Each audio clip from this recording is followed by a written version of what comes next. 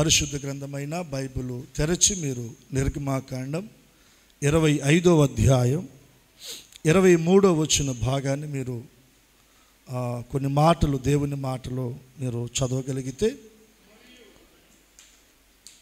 మరియు నీవు తుమ్మకర్రతో ఒక బల్ల చేయవలెను, దాని పొడుగు 2 మూరలు, దాని వెడల్పు 1 మూర, దాని ఎత్తు 3.5 మేలిమి బంగారు రేకును దానికి పొదిగించి దానికి చుట్టూ బంగారు జావను చేయింపవలెను. దానికి చుట్టూ బెత్తెడు బద్ద చేసి దాని బద్దె పైన చుట్టూను బంగారు జావ చేయవలెను. దానికి 4 బంగారు ఉంగరములను చేసి దాని 4 కాళ్లకుండు 4 మూలల్లో ఆ ఉంగరములు తగిలింపవలెను. బల్ల మోయుటకు మోతకర్రలు ఉంగరములను బద్దెకు సమీపముగా ఉండవలెను. ఆ మోత కర్రలు తుమ్మకర్రతో చేసి వాటి మీద బంగారు రేకు పొదిగింపవలెను. వాటితో బల్ల మోయబడును. మరియు నీవు దాని పళ్ళెములను, ధూపార్తులను, గిన్నెలను, పానీయార్పణమునకు పాత్రలను దానికి చేయవలెను. మేలిమి బంగారుతో వాటిని చేయవలెను. 30వ వచనం. నిత్యమును నా సన్నిధి రొట్టెలను ఈ బల్ల మీద ఉంచవలెను. ఈ బల్ల మీద సీనాయి కొండపైన మోషేతో దేవుడు చెప్తున్నటువంటి మాటలు ఇవి. మందిర నిర్మాణానికి సంబంధించి ప్రతి కొలతలు దేవుడే మోషేకు తెలియచేశాడు. దాని ప్లానింగ్ కూడా దేవుడే స్పష్టంగా మోషేకు తెలియచేశాడు. దానిలో భాగంగానే ప్రత్యక్షపు గుడారం పరిశుద్ధ స్థలములో ఉండవలసిన సన్నిధి రొట్టెల బల్లను కూర్చి అది ఎలా తయారు చేయబడాలో తేటగా దేవుడు మోషేకు తెలియచేస్తూ ఉన్నాడు. ఆ బల్ల దేనితో తయారు చేయబడతా ఉందంటే తుమ్మకర్రతో చేయబడతా ఉంది. బలిపీఠము కూడా తుమ్మకర్రతోనే చేయబడింది. బలిపీఠము కూడా తుమ్మకర్రతోనే చేయబడింది. సన్నిధి రొట్టెల బల్ల కూడా తుమ్మకర్రతోనే చేయబడుతుంది. అతి పరిశుద్ధ స్థలములో ఉన్నటువంటి మందస్సము కూడా తుమ్మకర్రతోనే చేయబడుతుంది. ఈ తుమ్మకర్రకున్న విలువ ఏంటి అనే విషయాలు మందసాన్ని గురించి మనం ధ్యానం చేసేటప్పుడు దాని గురించి నేను కొన్ని విషయాలు మీతో పంచుకుంటాను. దేవుడు ప్రత్యేకించి తుమ్మకర్రకు చాలా ప్రాధాన్యతనిచ్చాడండి. ప్రత్యక్షపు గుడారములో పరిశుద్ధ స్థలములో సన్నిధి రొట్టెల బల్ల తుమ్మకర్రతో చేయమని దేవుడు మోషేకు స్పష్టంగా తెలియచేస్తూ ఉన్నాడు. దాని కొలతలు అక్కడ మనం చూస్తూ ఉన్నాం. దాని యొక్క పొడుగు 2 మూరలు, దాని వెడల్పు 1 మూర, దాని ఎత్తు 3.5. పొడుగు 2 మూరలు, వెడల్పు 1 మూర, ఎత్తు 3.5. దీన్ని చక్కగా 4 కాళ్లతో ఈ బల్లను తయారు చేయాలి. చేసిన తర్వాత దానిని బంగారపు జావతో దాన్ని పొదిగించాలి. ఆ తుమ్మకర్ర కనబడకుండా నిలువు 4 కాళ్ళకు కానీ పైన కానీ దాని చుట్టూ కానీ బంగారు రేకుతో దాన్ని పొదిగించేయాలి. ఈ బల్లను మోసుకొని వెళ్ళటానికి వీలుగా 2 మోత కర్రలు చేయాలి. ఆ మోత కర్రలు ఆ బలలో దూర్చడానికి 4 కోళ్ల దగ్గర పై భాగంలో 4 ఉంగరాలు చేసి వాటిని అక్కడ అమర్చాలి. ఒక చోట నుండి మరొక చోటకి ఇశ్రాయేలు ప్రజలు ప్రయాణం చేస్తున్నప్పుడు వారితో కూడా ఈ ప్రత్యక్షపు గుడారం దానికి సంబంధించిన ఉపకరణాలన్నీ కూడా వారు మోసుకొని వెళ్ళడానికి వీలుగా దానిలో ఒక భాగంగా ఈ సన్నిధి రొట్టెల బలను కూడా మోసుకొని వెళ్ళటానికి వీలుగా ఆ మూలల్లో ఆ ఉంగరాలను అమర్చి ఆ ఉంగరాల్లో ఆ మోతకర్రలను దూర్చి ఆ మోతకర్రలు లేవీలు వారి భుజాల మీద పెట్టుకొని ఆ సన్నిధి రొట్టెల బలను వారు మోసుకొని వెళ్ళాలి. ఇది క్రమం. ఇశ్రాయేల్ ప్రజలకు ప్రత్యక్షపు గుడారాన్ని కూర్చున్నటువంటి ఒక క్రమం. సీనాయి కొండపైన మోషేకు దేవుడు తెలియచేశాడు. దేవుడు ఏదైతే మోషేకు తెలియచేశాడో దానిని మోషే ఇశ్రాయేల్ ప్రజల ద్వారా దాన్ని నిర్మించాడు, తయారు చేయించాడు. ఆ వచ్చిన భాగాన్ని కూడా నేను మీకు జ్ఞాపకం చేస్తాను. 37వ అధ్యాయం నిర్గమాకాండం మీరు గమనించండి. నిర్గమాకాండం 37వ అధ్యాయము 10వ వచనం. మరియు 2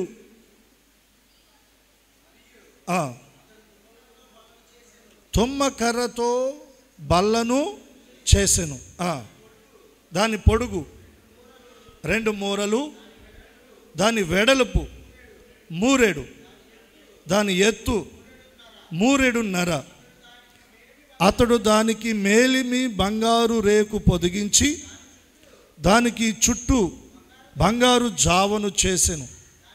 దానికి చుట్టూ బెత్తెడు బద్ద చేసి దాని బద్ద పైన చుట్టూ బంగారు జావను చేసెను. దానికి 4 బంగారు ఉంగరములను పోతపోసి దాని 4 కాళ్ళకుండిన 4 మూలల యందు ఆ ఉంగరములను వేసెను. బల్లను మోయుటకు మోతకర్రలుండు ఆ ఉంగరములు దాని బద్దకు సమీపముగా ఉండెను. బల్లను మోయుటకు తుమ్మకర్రతో మోతకర్రలను చేసి వాటికి బంగారు రేకులు పొదిగించెను. మరియు అతడు బల్ల మీద నుండి దాని ఉపకరణములను అనగా దాని గంగాళములను, దాని ధూప కలశములను, దాని గిన్నెలను, తర్పణము చేయుటకు దాని పాత్రలను మేలిమి బంగారుతో చేసెను. అక్కడేమో చేయమని దేవుడు చెప్పాడు. దేవుడు చేయమన్న దానిని ఇక్కడ మోషే ఇశ్రాయేలు ప్రజలు ఏం చేశారంటే చేశారు. దేవుడు ఏ కొలతలైతే చెప్పాడో అదే కొలతలతోటి దేవుడు దేనితో చేయమన్నాడో దానితోనే సేమ్ యాక్టీజ్గా కొంచెం అటు ఇటు కాకుండా ఆ సన్నిధి రొట్టెల బల్లను మోషే ఇశ్రాయేలు ప్రజలు చేశారు. ఈ ప్రత్యక్షపు గుడార నిర్మాణంలో దేవుడు ఒక వ్యక్తిని ప్రత్యేకంగా ఏర్పాటు చేసుకున్నాడు. అంటే ఆ పని అంతటిని కూడా చక్కగా చేయడానికి. అతని పేరేంటంటే 37వ అధ్యాయము 1వ వచనంలో మనం చూస్తాం, బెసలేలు. ఈ ప్రత్యక్షపు గుడార నిర్మాణము కొరకు ఒక రకంగా చెప్పాలంటే మొదట దేవుడు దాని ప్లాన్ ఇచ్చింది. ఎవరికి ఇచ్చాడు? మోషేకి ఇచ్చాడు. ఇప్పుడు ఆ ప్లాన్ మోషే ఎవరికి ఇచ్చాడంటే బెసలేలుకి ఇచ్చాడు. ఇప్పుడు ఇశ్రాయేల్ ప్రజలు ఉన్నటువంటి ఆ పనిలో నైపుణ్యత కలిగినటువంటి ప్రతి ఒక్కరూ కూడా బెసలేలుకు సపోర్టుగా ఆ ప్రత్యక్షపు గుడార నిర్మాణ పని కొరకే వారంతా కూడా సహకారులుగా వచ్చి నిలిచారు. దేవునికి ఒకసారి స్తోత్రం చెప్పండి. ఇక్కడ ఎవరి స్థానము వారిదే. దేవుని స్థానము దేవునిదే, మోషే స్థానము మోషేదే, బెసలేలు స్థానము బెసలేలుదే, పనిలో నైపుణ్యత కలిగినటువంటి వారి స్థానము వారిదే. దేవుని మందిర నిర్మాణములో, ప్రత్యక్షపు గుడార నిర్మాణములో దేవుడు ఒక్కొక్క చోట ఒక్కొక్కరిని దేవుడు అద్భుతంగా వాడుకున్నాడు. దేవునికి 2 చేతులు ఎత్తి స్తోత్రం చెల్లిద్దాం. ఇక్కడ మనం గమనించవలసిన విషయం ఏంటంటే మనం దీవించబడాలి, మనం ఆస్వాదించబడాలి, దేవుని సన్నిధి మనతో ఉండాలి, దేవుడు మనతో ఉండాలి, మనలో ఉండాలి అని నిజంగా మనం కోరుకుంటే, ఆశపడితే మనం ఏం చేయాలంటే దేవుడు ఏదైతే చెప్పాడో దాని అంతటి చొప్పున మనం కుడి ఎడమలకు అటు ఇటు కాకుండా కరెక్ట్గా మనం అడుగులు వేయగలిగితే దేవుని సన్నిధి మనతో కూడా ఉంటుంది. ఆయన మనతో కూడా ఉంటాడు. ఆయన మనల్ని దీవిస్తాడు, ఆయన మనల్ని ఆశీర్వదిస్తాడు, ఆయన మనల్ని గొప్ప చేస్తాడు. 2 మూరలు బారు అంటే 2 మూరలే పెట్టారు. కొంచెం ఎక్కువ పెట్టాడా మోషే? బెసలేలు కానీ పెట్టాడా? వెడల్పు ఒక మోరే అంటే ఖచ్చితంగా మోరే, ఎత్తు 3.5 అంటే 3.5. కొలతలు మిస్ అవ్వలా. మన జీవితంలో కూడా దేవుడిచ్చిన ఆజ్ఞలు, కట్టడలు, విధులు ఏవైతే ఉన్నవో వాటిని మనం మిస్ అవ్వకూడదు. అర్థమవుతుందా? తూచా తప్పకుండా వాటిని మనం అనుసరించినప్పుడు, వాటి ప్రకారంగా మనం జీవించినప్పుడు దేవుడు మనల్ని ఉన్నతంగా దీవిస్తాడండి. నేను గత వారం కూడా నేను మీకు చెప్పాను, మన ఇష్టానికి వచ్చినట్లుగా మనం జీవించి దేవుడు మనల్ని దీవించలేదంటే కుదరదు. మనం దేవుడు ఏదైతే చెప్పాడో దాని ప్రకారంగా మనం అడుగులు వేయాలి. దాని ప్రకారంగా మనం అడుగులు వేయాలి. ఇది ఎక్కడ పెట్టబడుతుందో కూడా అది కూడా స్పష్టంగా దేవుడు మోషేకు తెలియచేశాడండి.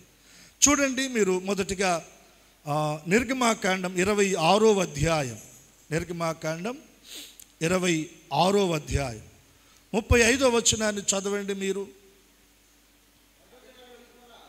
అడ్డ తెర వెలుపల బల్లను, ఆ బల్ల ఎదుట దక్షిణపు వైపునున్న మందిరము యొక్క ఉత్తర దిక్కున దీపవృక్షమును ఉంచవలెను. బాగా గమనించాలి. ఆవరణము, పరిశుద్ధ స్థలము, అతి పరిశుద్ధ స్థలం. పరిశుద్ధ స్థలానికి, అతి పరిశుద్ధ స్థలానికి గుడారముగా పైన కప్పు ఉంటుంది, ఆవరణానికి కప్పు ఉండదు. పరిశుద్ధ స్థలానికి, అతి పరిశుద్ధ స్థలానికి పైన కప్పు ఉంటుంది, గుడారం.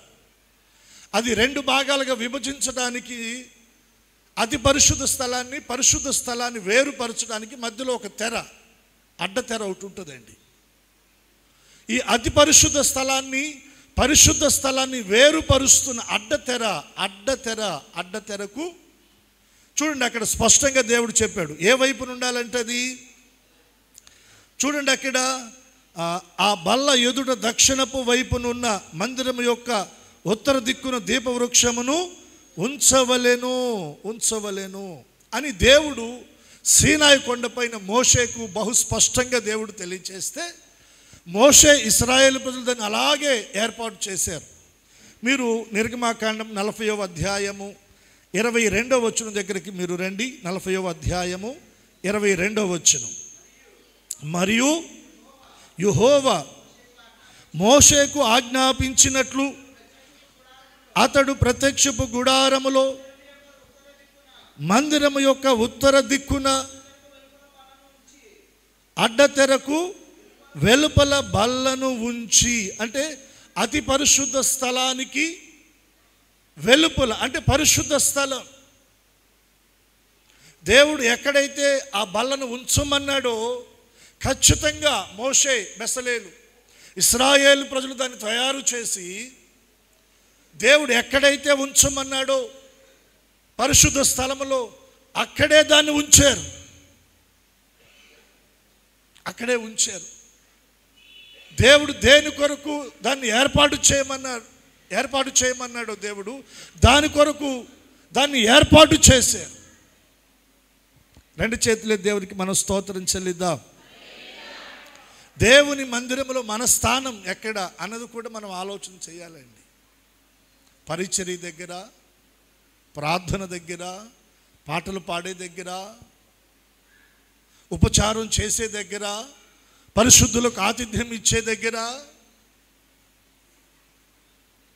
దేవుని పనిలో కొన్ని భారాలు, బాధ్యతలు భుజాన వేసుకొని మోసే చోట,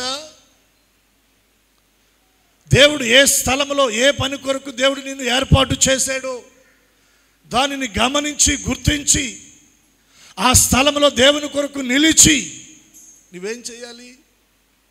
పరిచర్య చేయాలి. దేవుని కొరకు భారాన్ని కలిగి బాధ్యతలు కలిగిన వాడవై దేవుని కొరకు నువ్వు నిలబడాలి.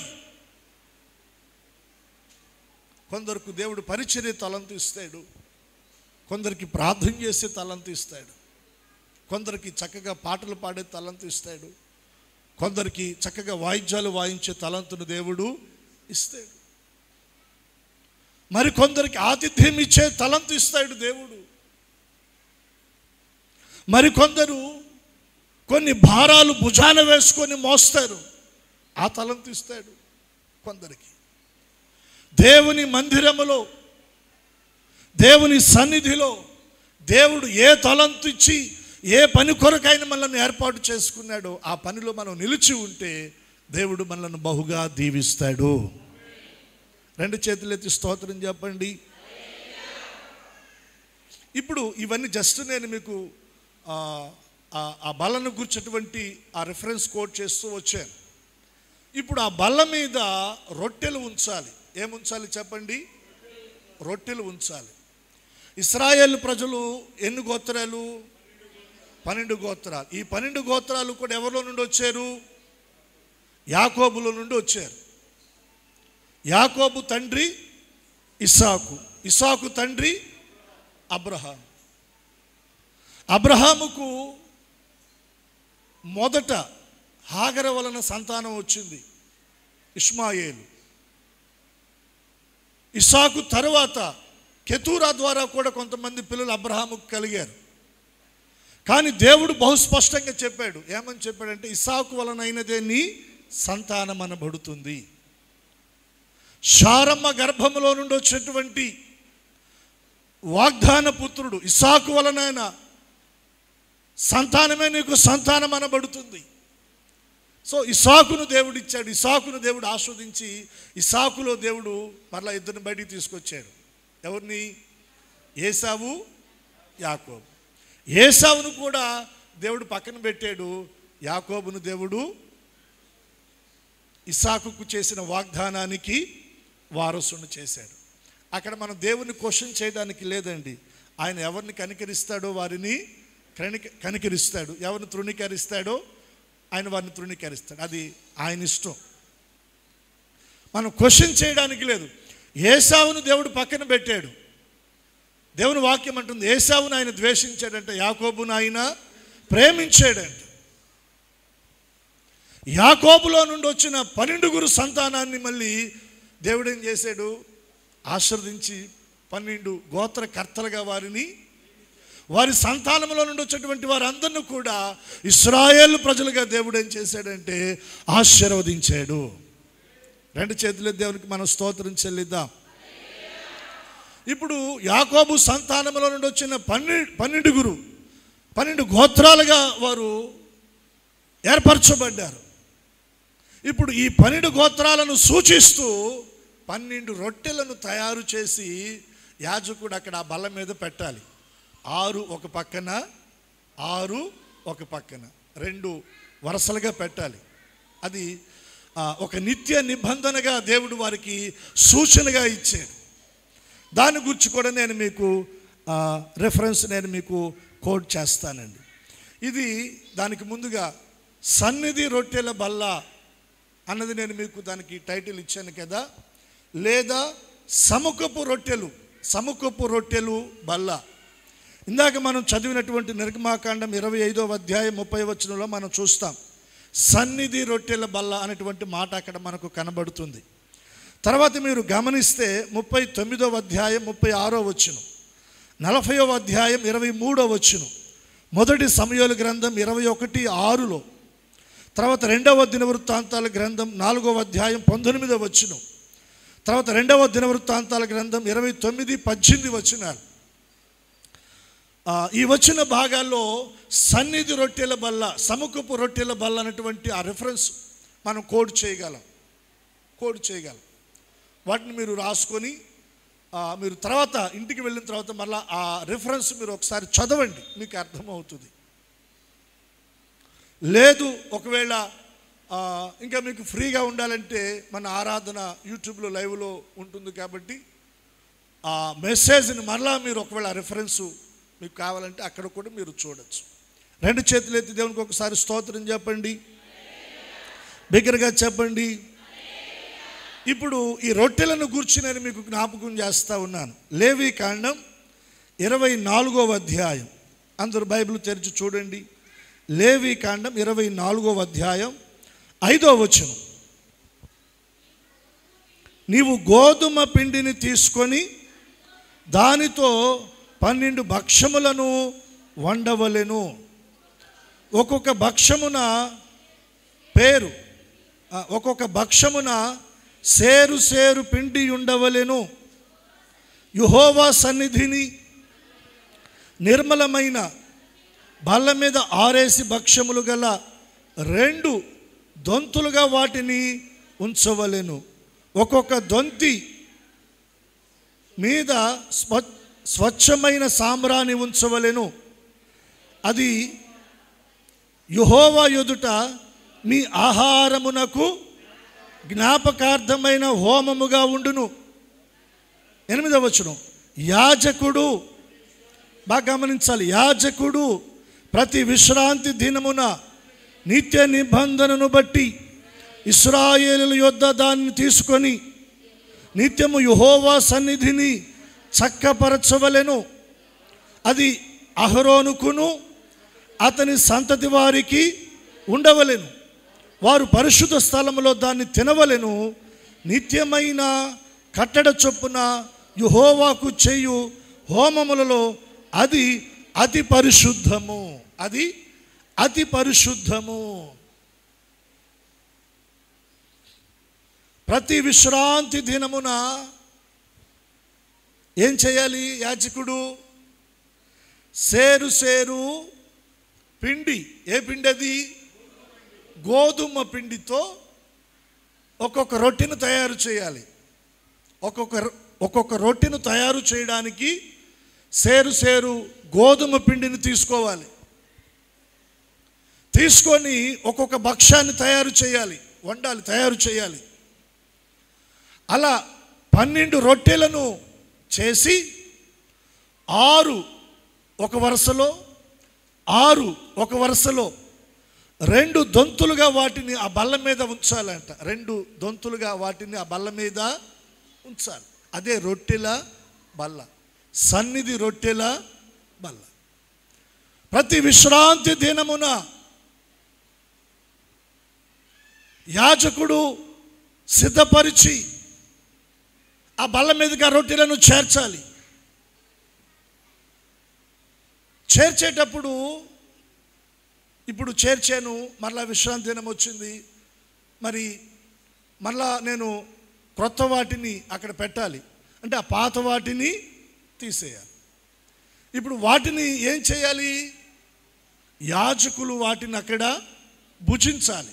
ఎవరు పడితే వారు తినడానికి వీల్లేదండి. ఆ రొట్టెలు యాజక సేవ చేస్తున్న వారు మాత్రమే తినాలి. అక్కడ సన్నిధి రొట్టెలవి, సముఖపు రొట్టెలవి. దాని గురించి అక్కడ పలికిన మాట ఏంటో తెలుసా? ఆ మాట మీరు జాగ్రత్తగా గమనించండి.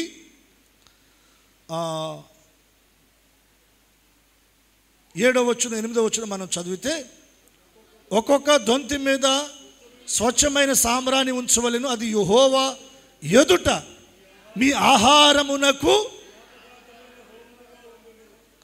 ఆహారమునకు జ్ఞాపకార్థ హోమముగా ఉండాలి. అంటే పరిశుద్ధ స్థలములో ఆ సన్నిధి బల్ల మీద, ఆ సన్నిధి రొట్టెల బల్ల మీద నిత్యము అక్కడ రొట్టెలు కనబడాలి.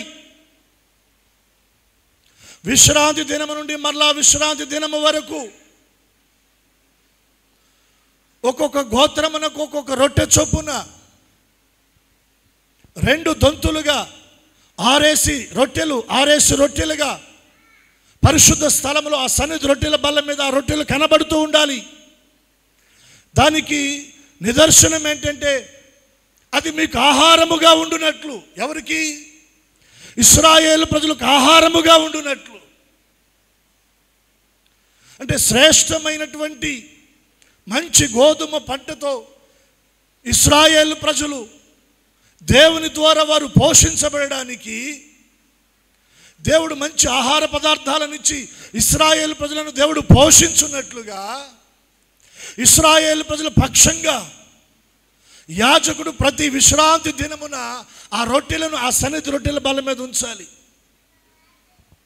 మలాకి గ్రంథంలో ఒక మాట ప్రభు అక్కడ మాట్లాడారండి. ఏమని మాట్లాడారంటే, నా మందిరములో ఆహారం ఉండునట్లు అంటాడు. నా మందిరములో ఆహారం ఉండునట్లు మీరేం చేయాలి? 10వ భాగమును ప్రతిష్టార్పణములను మీరు నా మందిరపు నిధిలోనికి తీసుకొని రండి. ఇప్పుడు ఈ గోధుమ పిండిని ఎవరు తీసుకురావాలి? ఇశ్రాయేలీయులు తీసుకురావాలి. దేని కొరకు తీసుకొని రావాలి? ఏమండి, ఆ తీసుకొని వచ్చిన ఆ గోధుమ పిండిని యాజకులు రొట్టెలుగా సిద్ధపరిచి ఆ సన్నిధి రొట్టెల బల్ల మీద పెడతారు కదా. వాటిని తీసి కొత్తవి అక్కడ పెట్టేటప్పుడు ఆ రొట్టెలు యాజకులు భుజిస్తారు కదా. ఆ క్రమం దేవుడు దేనికి పెట్టాడంటే అది ఇశ్రాయేలు ప్రజలకు ఆహారం అగునట్లు. ఎవరికి ఆహారం అగునట్లు అంట? ఇశ్రాయేలు ప్రజలకు ఆహారం అగునట్లు. అంటే ఇశ్రాయేలు ప్రజల కుటుంబాలలో ఆహార సమృద్ధి ఉండునట్లుగా మొదటగా వారు చేయవలసిన పని ఏంటో తెలుసా?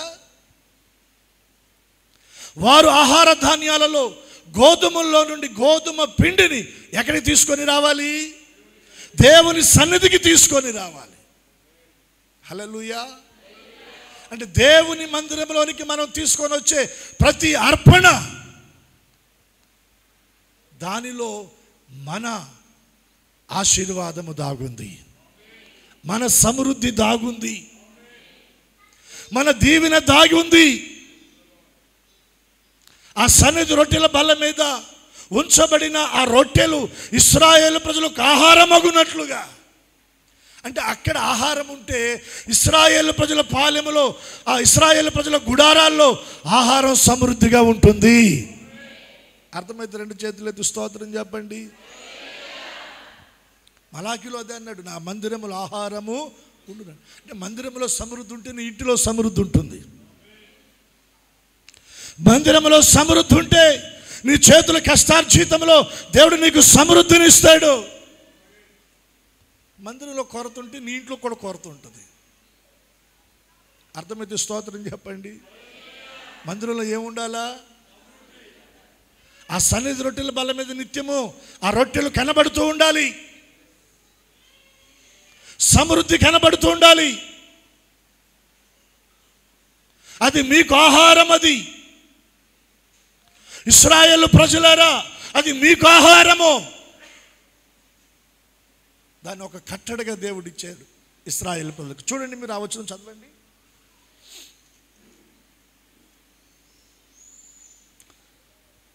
7-8 అది యెహోవా ఎదుట మీ ఆహారమునకు. ఎవరి ఆహారానికి చెప్పండి? మీ ఆహారమునకు జ్ఞాపకార్థమైన హోమముగా ఉండును. యాజకుడు ప్రతి విశ్రాంతి దినమున నిత్య నిబంధన బట్టి ఇశ్రాయేలుల యొద్ద దానిని ఎవరి దగ్గర తీసుకోవాలి? అందరి గట్టిగా చెప్పాలి. ఎవరి దగ్గర తీసుకోవాలి? ఇశ్రాయేలు యొద్ద తీసుకోవడానికి ఇప్పుడు ఇశ్రాయేలు ప్రజలు ఏం చేయాలి? తీసుకొని రావాలి. ఎక్కడికి? ప్రతి విశ్రాంతి దినమున దాన్ని తీసుకొని రావాలి. వారు తీసుకొని వస్తే వారి దగ్గర నుండి యాజకుడు దాన్ని తీసుకుంటాడు. తీసుకొని దాన్ని సిద్ధపరిచి ఏం చేస్తాడు? సన్నిధి రొట్టెల పళ్ళ మీద దానిని ఏర్పాటు చేస్తాడు. చూడండి అక్కడ అది 9వ వచనం కూడా 8-9 మీరు కంటిన్యూ చేయండి. యాజకుడు ప్రతి విశ్రాంతి దినమున నిత్య నిబంధనను బట్టి ఇశ్రాయేలు యొద్ద దాన్ని తీసుకొని నిత్యము యెహోవా సన్నిధిని చక్కపరచవలెను. అది అహరోనుకును అతని సంతతి వారికి ఉండవలెను. వారు పరిశుద్ధ స్థలములో దాన్ని తినవలెను. నిత్యమైన కట్టడ చొప్పున యెహోవాకు చేయు హోమములలో అది అతి పరిశుద్ధము. ఇప్పుడు ఇశ్రాయేలు ప్రజలు తీసుకొస్తారు, దాన్ని యాజకుడు తీసుకుంటాడు, దాన్ని సిద్ధపరుస్తాడు, ఆ బల్ల మీద చక్క పెడతాడు. విశ్రాంతి దినము నుండి విశ్రాంతి దినము వరకు అది దేవుని సన్నిధిలో పరిశుద్ధ స్థలములో ఒక నైవేద్యముగా, దేవునికి ఒక అర్పణగా ఆ బల్ల మీద అది అర్పించబడుతుంది. అంటే మొదటగా అది ఎవరికి అర్పించబడుతుంది? దేవునికి అర్పించబడుతుంది. విశ్రాంతి దినాన మరలా క్రొత్త వాటిని తీసుకొని వచ్చి అక్కడ పెట్టడానికి పాత వాటిని తీస్తారు. తీసినప్పుడు అవి ఎవరు తినాలి? అవి యాజకుడు తినాలి. ఎవరు తినాలి చెప్పండి? యాజకుడు తినాలి. యాజకుడు తిన్నప్పుడు ఆ ఆశీర్వాదం ఎవరికి వస్తుందంటే ఇశ్రాయేలు ప్రజలకు వస్తుంది. ఎవరికి వస్తుంది చెప్పండి? ఇశ్రాయేలు ప్రజలకు వస్తుందండి. మీకు అర్థం అవడం కోసం చెప్తున్నాను. సారేపతి విధవరాలు కరువులో ఆమె ఒక నిర్ణయానికి వచ్చింది. ఏ నిర్ణయానికి వచ్చింది?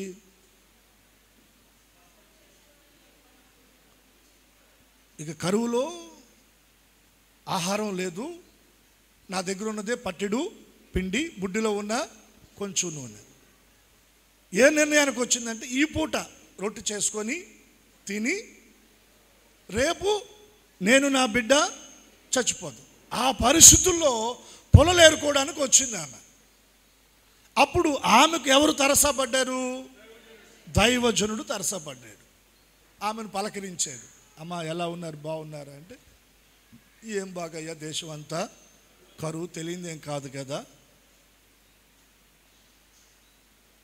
సరేలేమ్మా, దేశమంతా ఉంది కరువు, నీకు ఒక్కదానికే కాదు కదా, సరే బాధపడేది ఏముందిలే, కానీ అమ్మ కాస్త మంచినీళ్ళు ఇయ్యమ్మా అని అన్నాడు. మంచినీళ్ళు సరేనని చెప్పి వెళ్ళింది. వెళతా ఉన్నప్పుడు మరలా కేక వేసి అన్నాడు, అమ్మ కొంచెం ఆకలిగా ఉంది, కాస్త అప్పం కూడా, అదే చేత్తో ఒక అప్పం కూడా, భక్షము అంటారు, రొట్టె అంటారు, అప్పం కూడా అంటారు. ఈ పేర్లు అటు ఇటు వచ్చినప్పుడు మీరేం కన్ఫ్యూజ్ అవ్వాల్సిన పనేమి. భక్షం అన్నా రొట్టె, రొట్టె అన్నా రొట్టె, అప్పం అన్నా రొట్టె.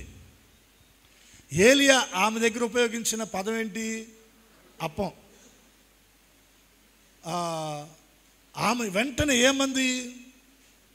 యెహోవా నా ఏలినవాడా, యెహోవా జీవముతోడు నా ఏలినవాడా, నీ మీద కూడా ఒట్టు.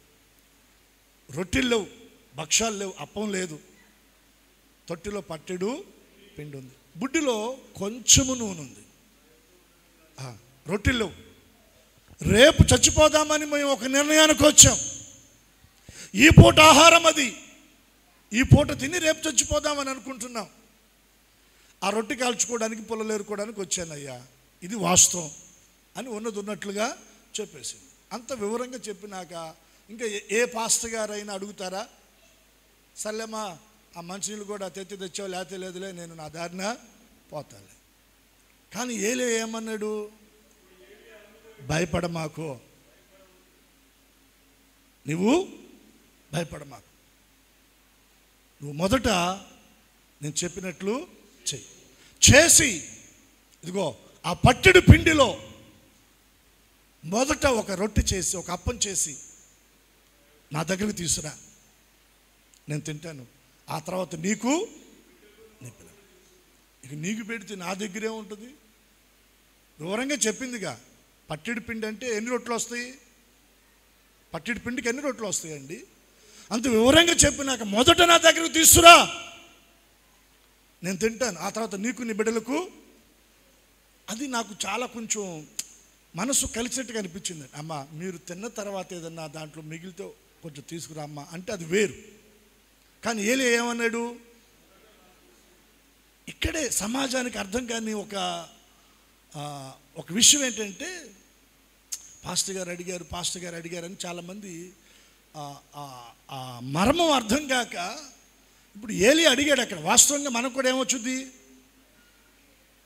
అంత వివరంగా చెప్పి నాకు చచ్చిపోతున్నాను బాబు, రేపటికి ఆహారం లేదు, ఈ పూట కంటే దాంట్లో మొదట నాకు పెట్టు, తర్వాత నువ్వు చస్తావు బతుకుతావు, నీ ఇష్టం అని అంటే నిజంగా ఆ పాస్టర్ గారిని ఏమనాలా? నేటి సమాజం అయితే అసలు మామూలుగా దుమ్మెత్తిపోయారు. ఇప్పటికే ఎత్తిపోస్తున్నారండి. వాళ్ళల్లో అన్యులు అలా దుమ్మెత్తిపోస్తున్నారంటే సరే, కొంతమంది మన బ్యాచ్ కూడా దూరుతున్నారు. మరి వీళ్ళకి ఏం అర్థం కావటం లేదు, వాక్యం నాకు అర్థం కావటం లేదు. ఎందుకని ఉంటాడు? అమ్మ మొదట నా దగ్గర తీసుకొనిరా, తర్వాత నీకు, నీ బిడ్డలకు చేసుకో అని ఎందుకని ఉంటాడు? ఏలియాకు తెలుసు, ఆ పట్టెడి పిండిలో మొదట అప్పం ఏలియా కడుపు నిండితే కరువు దినాల్లో దేవుడు వారి కడుపును నింపుతాడు. హల్లెలూయా. పరిశుద్ధ స్థలంలో ఆ సన్నిధి రొట్టెల బల్ల మీద ఆ రొట్టెలను సిద్ధపరచడానికి తీసుకొని రావాల్సినటువంటి ఆ పిండి ఇశ్రాయేలు ప్రజలు తీసుకొని వచ్చినప్పుడు దాన్ని సిద్ధపరిచి, చక్కపరిచి దేవునికి నైవేద్యముగా, హోమముగా, అర్పణగా యాజకులు అక్కడ సన్నిధి రొట్టెల బల్ల మీద వాటిని సిద్ధపరుస్తారు. ప్రతి విశ్రాంతి దినాన్ని సిద్ధపరుస్తారు. అలా సిద్ధపరిచేటప్పుడు పాత వాటిని తీసేస్తారు. తీసేటప్పుడు అవి పక్కన పడేయకూడదు. వాటిని ఎవరు తినాలి? యాజకులు తినాలి. ఎందుకు యాజకులు తినాలంటే అది యాజకులు తిన్నప్పుడే ఇశ్రాయేలు ప్రజలకు ఆశీర్వాదం కలుగుతుంది. చప్పట్లు కొట్టి దేవుని నామాన్ని కనపరుద్దాం. అది ఇశ్రాయేలు ప్రజలకు ఆహారం అవుతుంది. అది ఈ రహస్యం తెలియదండి. పాస్టర్ గారు అడిగారు, పాస్టర్ గారు ఎంత తింటారు? నా బొంద మీలాగే అంతే తింటాం. ఈ మధ్య రేత్రిపూట తింటాం కూడా మానేసాం. స్తోత్రం చెప్పండి. కొంతమంది సలహాలు ఇచ్చారు, మనోళ్ళే, రేత్రిపూట తినమాకండి అయ్యా అని. మానేసాం. ఎంత తింటాం చెప్పండి? నిజంగా పిలుపు దర్శనము కలిగిన సేవకుడు మీ దగ్గర ఏదైనా తిన్నాడు అంటే దానికి తిరిగి 100 ఆహారం మరలా మీకు తిరిగి వస్తుందండి. దాని కొరకే తప్ప కరువు లేకపోతే తపనో తినటానికి రందో కానే కాదండి. 2 చేతులు ఎత్తి స్తోత్రం చెప్పండి. అది మీకు ఆహారం అగునట్లుగా. ఇప్పుడు మొదటగా దేవునికి అర్పణ, రెండవది యాజకునికి ఆహారం, తర్వాత ఇశ్రాయేలు ప్రజలకు అది ఆహారం. ఇది అతి పరిశుద్ధం. ఇది దేవుడు నియమించినటువంటి ఒక క్రమం. దేవుడు నియమించిన ఒక క్రమం. ఇప్పుడు దీనిలో నుండి నేను 2 భాగాలు మరలా విభజించాలని నేను దేవుని ఆత్మను బట్టి ప్రేరేపించబడుతున్నాను. దీనిలో ఉన్నటువంటి ఆత్మీయతను ఇప్పుడు నేను మీకు తీసుకొస్తాను. ఆ క్రమం నేను మీకు యాక్టివ్గా చెప్పాను. ఆ సన్నిధి రొట్టెల బల్ల దేనితో తయారు చేయబడాలి, దాని కొలతలు, రెండవదిగా అది ఎక్కడ ఉండాలి, దాని మీద ఏం పెట్టాలి, ఇవన్నీ మనం ఆ రెఫరెన్స్ మనం చదువుకున్నాం. ఇప్పుడు ఆ సన్నిధి రొట్టెల బల్ల, ఆ బల్ల మీద ఉన్నటువంటి ఆ రొట్టెలు ఎవరిని సూచిస్తున్నాయి? 2 కోణాలలో మనం దానిని ఆలోచన చేద్దామండి. 2 కోణాలలో మనం ఆలోచన చేద్దాం. మొదటి కోణం, ఆ రొట్టె ఎవరిని సూచిస్తుంది? మీరు బైబిల్ తెరిచి చూడండి. లూకా సువార్త 22వ అధ్యాయము 19వ వచనం. అందరూ బైబిల్ తెరిచి చూడండి. లూకా సువార్త 22వ అధ్యాయము 19వ వచనం. పిమ్మట ఆయన ఒక రొట్టె పట్టుకొని కృతజ్ఞతాస్తుతులను చెల్లించి దానిని విరిచి వారికిచ్చి, ఇది మీ కొరకు ఇయ్యబడుచున్న నా శరీరము. 2 చేతులు ఎత్తి ఒకసారి ప్రభువుకు స్తోత్రం చెప్పండి. ఈ మాదిరిగానే ప్రభు శిలువ మరణానికి అప్పగించబడుతున్నటువంటి రాత్రి ఒక పాత్రను ప్రభు తీసుకున్నాడంట. ఆ పాత్రలో ఏముందంటే ఒక రొట్టె ఉంది. ఆ రొట్టెను చేత పట్టుకొని ప్రభు తన శిష్యులకు చూపెడతా ఉన్నాడు. చూపెడుతూ ఏమంటున్నాడు? ఇది నా శరీరం. మరలా చదవండి ఒకసారి. ఎవరి కొరకు చెప్పాలి? ఎవరి కొరకు? ప్రభు స్పష్టంగా అంటున్నాడు, మీ కొరకు ఇయ్యబడుచున్న నా శరీరం. దేన్ని పట్టుకున్న ప్రభు ఆ మాట పలికాడు? ఒక రొట్టెను పట్టుకొని ప్రభు పలుకుతున్నాడు. ఒక భక్ష్యము లేదా ఒక అప్పము, ఒక రొట్టెను పట్టుకొని ప్రభు పలుకుతున్నాడు, ఇది మీ కొరకు ఇయ్యబడుచున్న నా శరీరము. ఆ రొట్టె ప్రభు శరీరాన్ని సూచిస్తూ ఉంది. దేన్ని సూచిస్తుంది చెప్పండి? ప్రభు శరీరాన్ని సూచిస్తుంది. దానిని విరిచి, ఆ రొట్టెను ఏం చేశాడంటే ప్రభు విరిచి కృతజ్ఞతాస్తుతులను చెల్లించి ఆయన తన శిష్యులకు ఇచ్చాడంట. ఆ ప్రకారమే భోజనమైన పిమ్మట మీరు గమనిస్తే ఆయన మరొక పాత్రను పట్టుకున్నాడు. ఏ పాత్ర అది?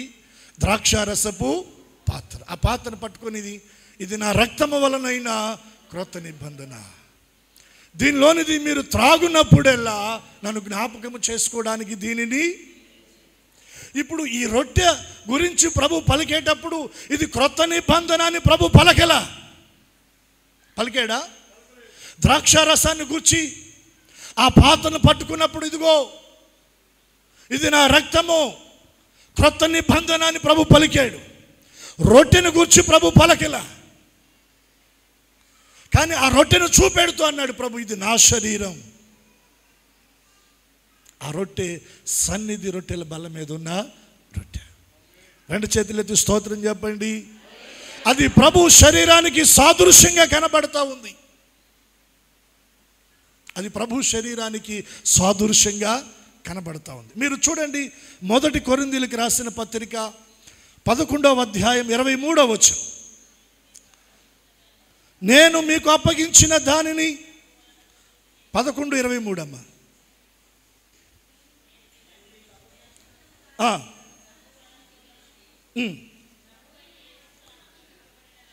తాను అప్పగింపబడినటువంటి రాత్రి ఒక రొట్టెను ఎత్తుకొని కృతజ్ఞతాస్తుతులను చెల్లించి దానిని విరిచి, ఇది మీ కొరకైన నా శరీరము, నన్ను జ్ఞాపకము చేసుకొనడానికి దీనిని చేయండి. 10వ అధ్యాయం 16వ వచనం. 1 కొరింథీయులకు రాసిన పత్రిక 10:16. మనము దీవించు ఆశీర్వచనపు పాత్రలోనిది త్రాగుట క్రీస్తు రక్తములో పాలు పుచ్చుకున్నటే కదా. మనము విరుచు రొట్టె తినుట క్రీస్తు శరీరములో మనము పాలు పుచ్చుకున్నటే కదా. మనమందరం ఒకే రొట్టెలోనిది పాలు పుచ్చుకున్న వారం. రొట్టె ఒక్కటే కనుక అనేకులమైన మనం కూడా ఒక్క శరీరమై ఉన్నాము. రెండు చేతులెత్తి స్తోత్రం చెప్దాం. ఇక్కడ ఒక మర్మము దాగి ఉంది. ప్రభు ఒక రొట్టెను పట్టుకొని ఇది నా శరీరం అన్నాడు. అదే విషయాన్ని ఇప్పుడు పౌలు గారు కూడా జ్ఞాపకం చేస్తూ ఉన్నాడు.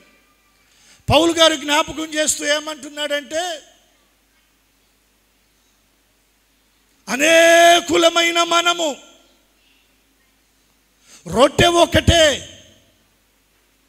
ఆ రొట్టె విరవబడుతుండగా అనేకులమైన మనము ఆ రొట్టెను భుజిస్తున్నాము, ప్రభు శరీరాన్ని భుజిస్తున్నాము. రొట్టె ఒకటే కాబట్టి అనేకులమైన మనం కూడా ఇప్పుడు ఏమైపోతున్నాం? ఒక శరీరం అయిపోతున్నాం.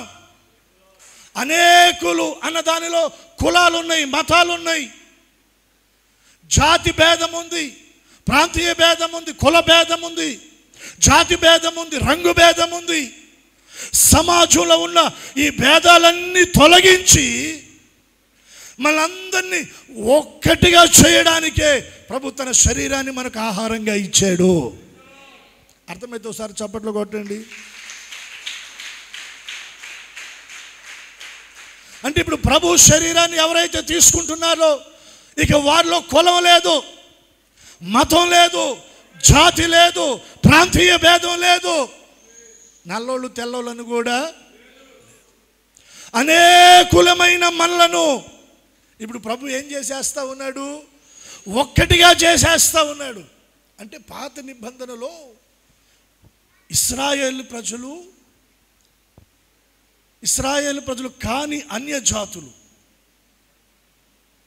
విభజించబడ్డారండి. కానాను స్త్రీ ప్రభు దగ్గరకు వచ్చి నా కుమార్తెకు దయ్యం పట్టింది, బాగు చేయన్నప్పుడు ప్రభు ఒక మాట అన్నాడు. ఏమన్నాడు? నశించిన ఇశ్రాయేలు ప్రజల యొద్దకు నేను వచ్చాను. అంటే ఇశ్రాయేలు ప్రజల యొక్క తాత్పర్యం ఏంటంటే, దేవుడు మా దేవుడు, ఆయన మాకే దేవుడు, మా దేవుడు మాకే కాదు. యేసయ్య అంటున్నాడు, నేను మీకే కాదు అందరికీ దేవుడను. ఇశ్రాయేలులకు మాత్రమే కాదు, దేవునికి దూరమైన, దేవుని ఎరగని స్థితిలో అన్య జనులముగా ఉన్న మనకు కూడా ఆయన దేవుడయ్యాడు, తండ్రి అయ్యాడు, రక్షకుడయ్యాడు, జీవప్రదాత అయ్యాడు. అలా ఒక్కటిగా మనను చేయడానికి. ఎఫెసీ పత్రికలో పౌలు గారు అదే అంటాడు, మునుపు మనం దూరస్తులము, ఇప్పుడు ప్రభు శిలువ మరణాన్ని బట్టి మనం ఏమయ్యామంటే సమీపస్తులమయ్యాం. ఇప్పుడు యూదుడని గ్రీసు దేశస్థుడని భేదము లేదు, ఒక్క ప్రభువే మనల్ని ఐక్యపరిచాడు అంటాడు. అంటే ప్రభు శరీరము మనల్ని ఏం చేస్తూ ఉంది చెప్పండి? ఐక్యపరుస్తూ ఉంది. ఇప్పుడు యూదులతో పాటు మనం కూడా అబ్రహాం ఆశీర్వాదాలలో మనం కూడా సమాన వారసులమయ్యాం. అబ్రహాం ఆశీర్వాదాలు ఇశ్రాయేలీయులకే కాదండి, ప్రభు రక్త మాంసాలలో పాలివారమవుతున్న మనకు కూడా ఆ వారసత్వంలో దేవుడు మనకు కూడా హక్కునిచ్చాడు. అర్థమవుతున్నాయా ఈ మాటలు? రెండు చేతులు ఎత్తి స్తోత్రం చెప్పండి. ఒకప్పుడు దైవ సంబంధమైనటువంటి ఆశీర్వాదాలు ఇశ్రాయేలీయులకే హక్కు. అది ప్రభు చెప్పిన మాటలో తాత్పర్యం అదే. నేను స్వస్థపరిచిన, దీవించిన, బాగు చేసిన ఇశ్రాయేలు ప్రజల కొరకే, అన్యుల కొరకు కాదన్నట్టుగా ఆ భావాన్ని ప్రభు అక్కడ వ్యక్తపరిచాడండి. అయితే సిలువ మరణము ద్వారా ఇప్పుడు అది ఆ భేదాభిప్రాయం ఏమైంది చెప్పండి? కొట్టివేయబడింది. లేకపోతే మనం రాగలమా దేవుని సన్నిధికి? చెప్పండి. మనకు హక్కు లేదండి, మనకి రైట్స్ లేవు. ఇశ్రాయేలు ప్రజలు మాత్రమే ఆ ప్రత్యక్షపు గుడారాన్ని సమీపించేటువంటి భాగ్యం వారికే. అయితే ప్రభు శిలువ మరణము ద్వారా ఆ భాగ్యం మనకు వచ్చింది. ప్రభు ఒక రొట్టెను పట్టుకుని ఏమన్నాడు చెప్పండి? ఇది నా శరీరం, మీరు దీనిలో భుజించినప్పుడల్లా మీరు నన్ను జ్ఞాపకము చేసుకోండి. ఇప్పుడు పాత నిబంధనలో ఆ సన్నిధి రొట్టెల బల్ల మీద ఉన్నటువంటి రొట్టెలు ఎవరు మాత్రమే తినేవారు? యాజకులు మాత్రమే తినేవారు. క్రొత్త నిబంధనలో ఇప్పుడు దేవుని ప్రజలమైన మనందరినీ కూడా దేవుడు ఏం చేశాడో తెలుసా? రాజులైన యాజక సమూహంగా చేశాడు. ఎవరైతే బలిపీఠ అనుభవాన్ని కలిగి, ఎవరైతే గంగాళపు అనుభవాన్ని కలిగి ఆ రెండిటిని దాటి వస్తారో, అంటే పశ్చాత్తాప, మారు మనసు, బాప్తిజ ప్రక్షాళన అనుభవం దాటి ఎవరైతే వస్తారో వారందరూ ప్రభు పనులలో పాలు పంపులు పొందొచ్చు. వారందరూ ఆ రొట్టెని భుజించవచ్చు. ఆ సన్నిధి రొట్టెల బల్ల మీద ఉన్న ఇశ్రాయేలు ప్రజల 12 గోత్రాలకు ఆహారమగునట్లుగా 2 దంతులుగా 6 రొట్టెలుగా పేర్చబడిన రొట్టెలు ఎవరికి సాదృశ్యంగా కనబడుతున్నాయి అంటే, ఒక కోణంలో ప్రభు అయిన యేసుక్రీస్తు వారికి సాదృశ్యంగా రొట్టెలు కనబడతా ఉన్నాయి. ప్రభు అన్నారు, పరలోకం నుండి దిగి వచ్చిన ఆహారమును నేనే. మీ పితరులు మన్నా తిని చచ్చిపోయారు, కానీ నన్ను తిన్నవాడు ఎవరు కూడా చచ్చిపోరు. యూదులకి, ఇశ్రాయేలు ప్రజలకు అర్థం కాల, నన్ను తినమంటున్నాడు, ఈయనట్ట తింటాం మనం అని. ప్రభు చెప్పాడు, నా శరీరమును తిని నా రక్తమును త్రాగిన వాడు నిత్య జీవము గలవాడు, వారిని నేను అంత్యదినమును లేపుదును. అది దీవించు పాత్ర, అది మనల్ని ఆశీర్వదించు పాత్ర, అది మనకు జీవాన్ని కలిగించే పాత్ర, ప్రభు పాత్ర. అపోస్తులు దానికి పెట్టిన పేరేంటో తెలుసా? ప్రభు బల్ల. ఏంటి చెప్పండి? పాత నిబంధనలో సన్నిధి రొట్టెల బల్ల, క్రొత్త నిబంధనలు ఎలా మారిపోయింది? అది ప్రభు బల్లగా మార్చబడింది. ఈ బల్ల మీద ప్రభు శరీరము పెట్టబడుతుంది, ప్రభు రక్తం పెట్టబడుతూ ఉంది. ఇది అతి పరిశుద్ధం. ఈ సన్నిధి రొట్టెల బల్ల దగ్గరికి మనం రావాలి అంటే బలిపీఠాన్ని దాటాలి, గంగాళాన్ని దాటాలి. బలిపీఠమును దాటడం అంటే నిర్దోషమైన గొర్రెపిల్లగా నా ప్రభు నా కొరకు బలైపోయాడని మన పాపముల విషయమై మనము పశ్చాత్తాపడటం. గంగాళం దగ్గర చేతులు కాళ్ళు కడుక్కోవటం అంటే బాప్తిజము పొందటం. నమ్మి బాప్తిజం పొందిన ప్రతి వారు ఎక్కడికి వస్తారు? ప్రభు బల దగ్గరికి వస్తారు. ప్రభు రాత్రి భోజనం అని పేరు పెట్టారు దీనికి. ఏంటిది? ప్రభు రాత్రి భోజనం. ప్రతిరోజు మనం భోజనం చేస్తాం కదా, అది ఈ శరీరానికి. ప్రభు బల దగ్గర ప్రభు రాత్రి భోజనం, ప్రభు బల్ల, మనం ప్రభు రొట్టెను, ప్రభు రక్తాన్ని తీసుకుంటున్నాం కదా. దేనికి? అది మనలో నివసిస్తున్న ఆత్మకు. హల్లెలూయా.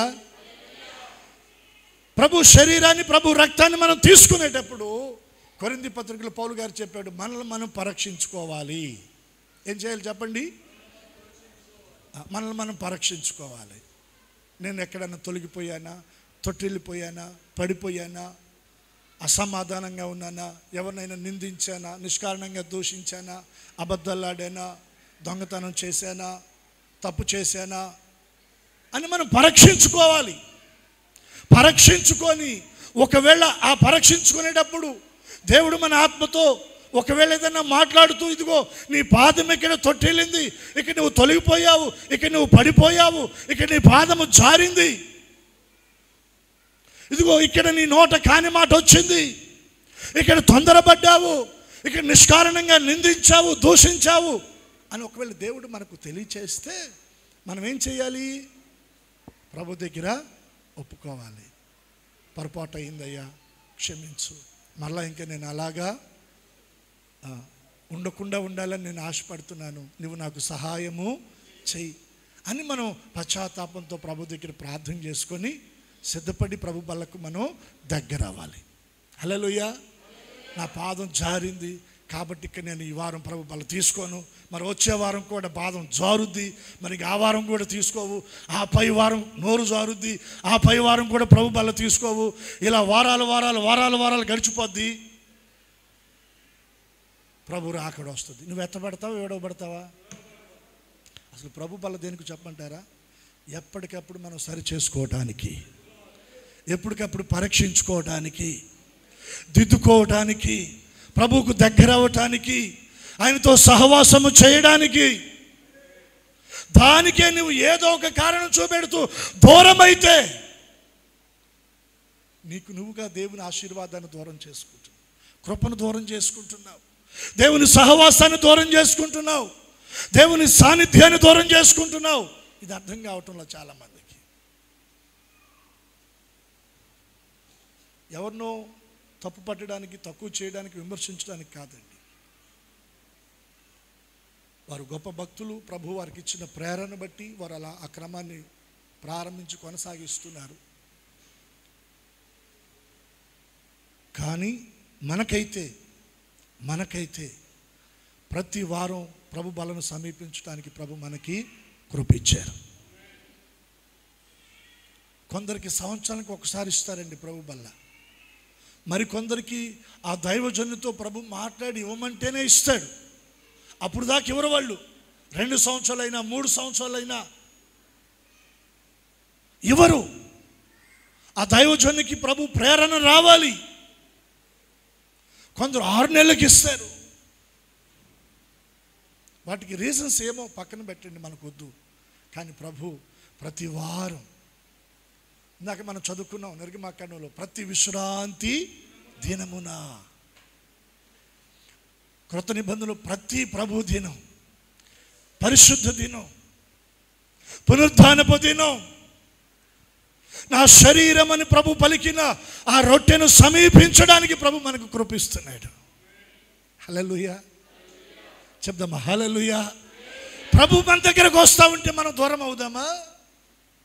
బలహీనతలు లేని మనిషే లేడండి. కానీ ప్రభు అంటున్నాడు, పరీక్షించుకో, సరిచేసుకో, దిద్దుకో, దగ్గరికి రా. అది కృప. హల్లెలూయా. ధర్మశాస్త్రం అయితే ఖండించి అవతలకు నరికి పడేస్తుంది, కానీ కృప అలా అవకాశం ఇస్తుంది. సరిచేసుకో, దిద్దుకో, పరీక్షించుకో, కాలు జారితే వెనక్కి తీసుకో, మట్టి అయితే కడుక్కో, పొరపాటు అయితే సరిదిద్దుకో, అవకాశం ఇస్తుంది కృప.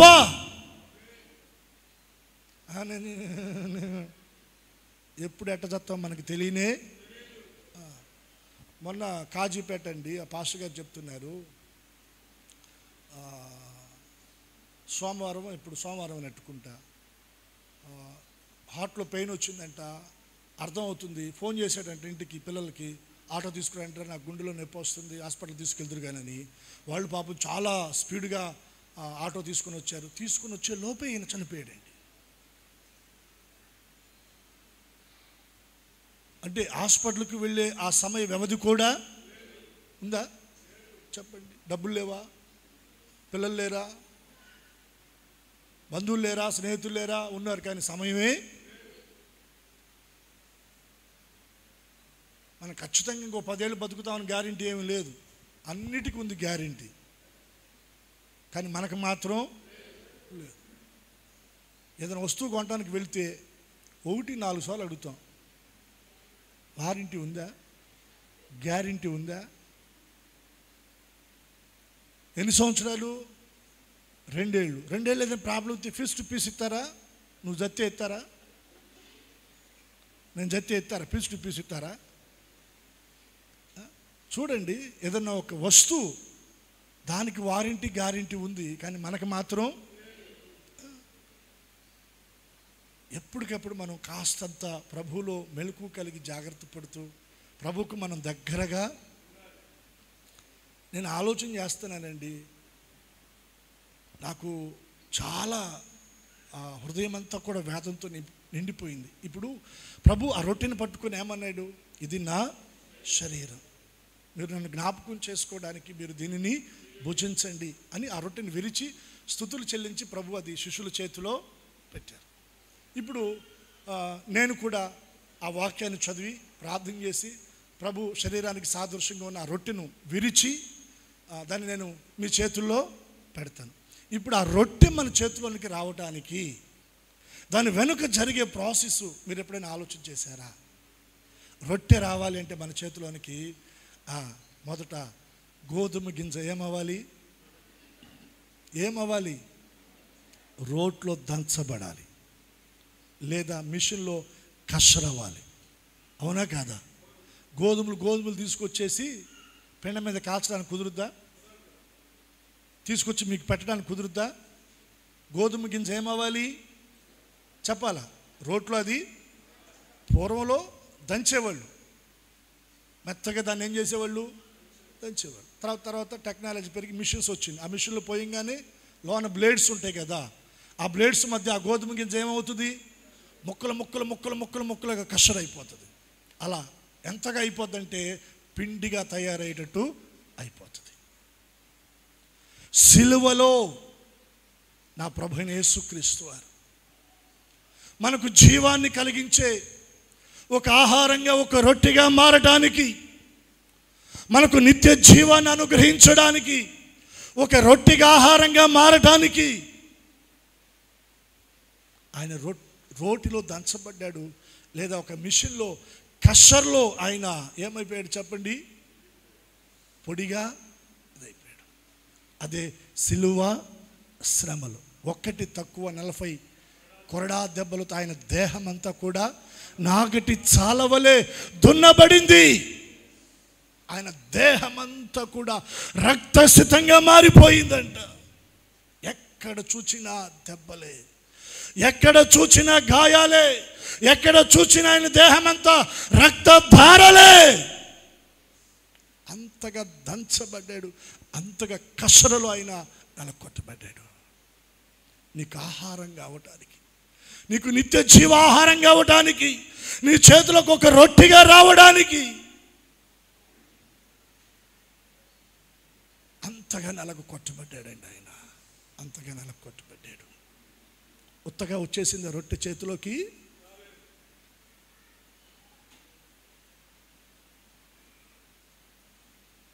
ఆయన ముఖాన పిడిగుద్దులు గుద్దారు.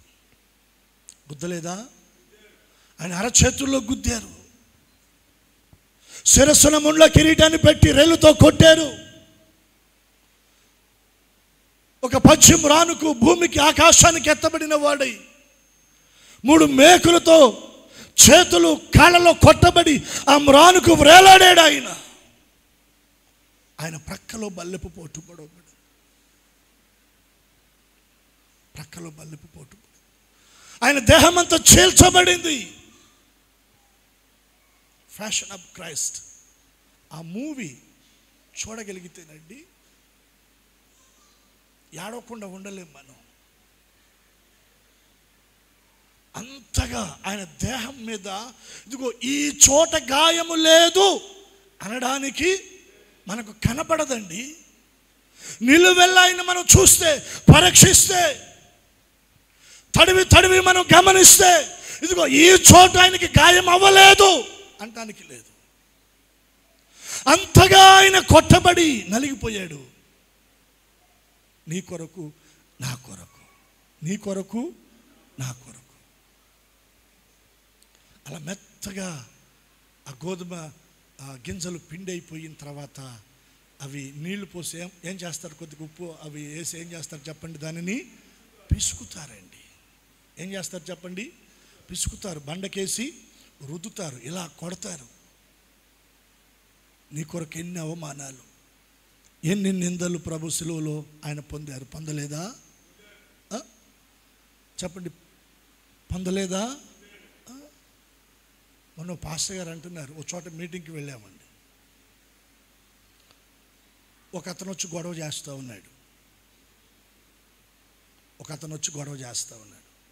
ఏదో సర్ది చెప్పి పంపించారు. నేను మీటింగ్ అయిపోయినాక ఏంటండి ఆయన ఇక్కడేమన్నా పెద్ద అంటే, పెద్ద కాదండి ఆయన అన్నమాట అండి. ఆయన అన్నమాట, నా మాట కాదు.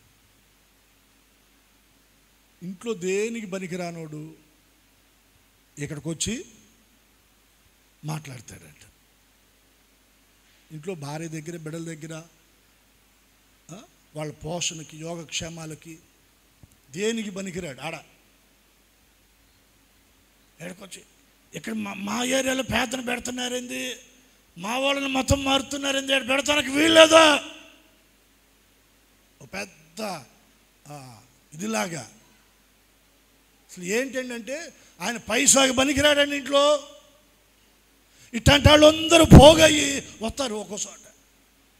ఇప్పుడు యేసు ప్రభు వారు సిలువ శ్రమలు అనుభవిస్తూ సిలువను మోస్తూ ఉంటే ఆయన నిందించిన వారు, అవమానించిన వారు, హేళన చేసిన వారు, గేలి చేసిన వారు, దూషించిన వారు సిలువ మీద ఆల్రెడీ ఇద్దరు దొంగలు ఆయనతో ఇటొకళ్ళు వేలాడారు. ఒక అతను ఏమంటున్నాడు, నిజంగా నీవు దేవుని కుమారుడు అయితే నువ్వు అసలు ఆ మాట పలకడానికి కూడా అర్హుడా చెప్పండి? మనం అర్హులమా?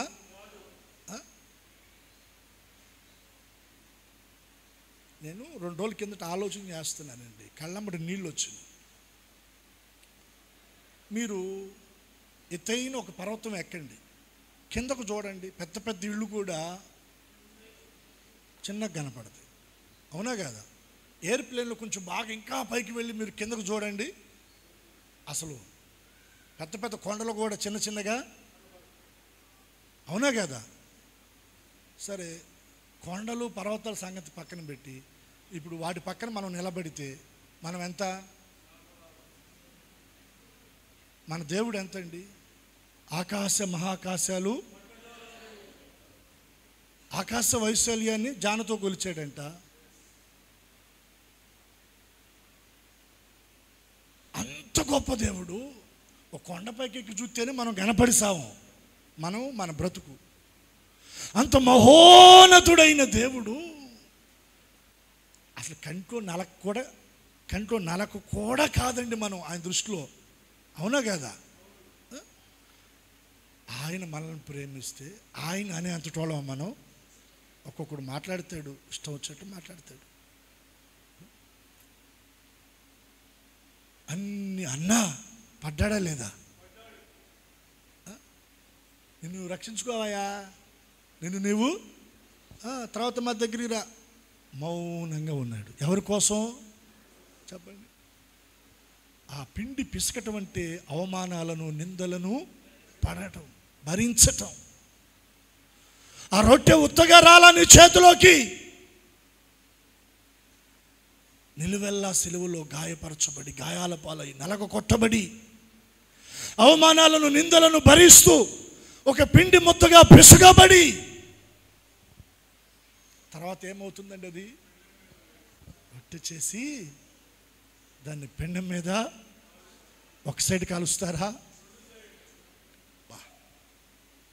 యెషయా గ్రంథంలో రాయబడింది, ఆయన చూడనొల్లని వాణిగా ఎంచబడ్డాడు. ఆయనలో సొగసైనను స్వరూపమైనను కాల్చబడ్డాడు. ఆయన ఉదయం 9 గంటల నుండి మధ్యాహ్నం 3 గంటల వరకు ఎర్రటి ఎండలో శిలువ మీద వేలాడాడు. ఆయన ఎండకు ఆయన కాల్చబడ్డాడు, ఆయన శ్రమలో ఆయన కాల్చబడ్డాడు, ఆయన ఇరువైపులా కాల్చబడ్డాడు. రొట్టె మన చేతిలోకి వచ్చింది, అంత తేలిక రాలేదండి. అది పెండ మీద కాల్చబడింది. కాల్చబడి ఇరువైపులా కాల్చబడి ఒక రొట్టెగా తయారై మన చేతుల్లోకి వచ్చింది. ప్రభు శిలువ మీద వేలాడుతూ ఎంత వేదన పడ్డాడండి. నా దేవా నన్ను ఎలా విడనాడితివి, నీ చెయ్యి నన్ను ఎందుకు విడిచావయ్యా. అది మనం చదువుతున్నాం, కానీ ఆ మాట వెనక ప్రభు పడిన వేదనండి, ఆయన అనుభవించిన వేదన ఎంత, దానికి నువ్వు వెల కట్టగలవా?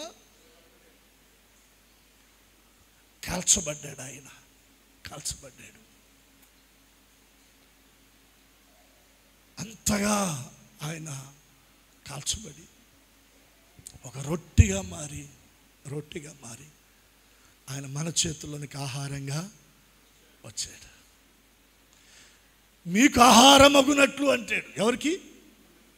మీకు ఆహారమగునట్లుగా ఆ సన్నిధి రొట్టెల బల్ల మీద 2 దొంతులుగా, ఒక్కొక్క దొంతులు 6 రొట్టెలు, ఒక్కొక్క దొంతులు 6 రొట్టెలుగా ప్రతి విశ్రాంతి దినాన యాజకులు సిద్ధపరచాలి. అది మీకు ఆహారం. పాత నిబంధనలు యాజకుడు సిద్ధపరిచాడు, క్రొత్త నిబంధనలు తండ్రి అయిన దేవుడే సిద్ధపరిచి యేసుని ఈ లోకానికి పంపించాడు. పరలోకం నుండి దిగి వచ్చిన ఆహారము ఆ రొట్టె నేనే. ఆ రొట్టె అలా తయారవడానికి దాని వెనుక ఉన్న అనుభవాలు మనం చూస్తూ వచ్చాం. ఇప్పుడు ఎవరైతే ప్రభు శరీరాన్ని భుజిస్తారో, ఎవరైతే ప్రభు రక్తాన్ని సేవిస్తారో వారు నిత్య జీవం గలవారు. నిత్య జీవాన్ని నువ్వు పొందాలి, మహిమను స్వతంత్రించుకోవాలి, ప్రభుతో సదాకాలం మహిమలో నువ్వు ఉండాలి అంటే ఇక్కడ ప్రభు శరీరాన్ని నువ్వు భుజించాలి, ప్రభు రక్తాన్ని నువ్వు పానీయంగా సేవించాలి. వారాలు, నెలలు, సంవత్సరాల తరబడి మందిరానికి వస్తూ వెళితే ఉపయోగం కాదండి. నువ్వు బలిపీఠం దగ్గర పశ్చాత్తాపడాలి, గంగాళం దగ్గర శుద్ధీకరించబడాలి. ప్రభు బల దగ్గరకు వచ్చి ప్రభు బలలో నువ్వు ఏమవ్వాలి చెప్పండి? పాలు పంపులు పొందాలి. 2 కోణాలు అన్నాను. ఒకటి ఆ రొట్టె ప్రభువును మనకి చూపెడతా ఉంది.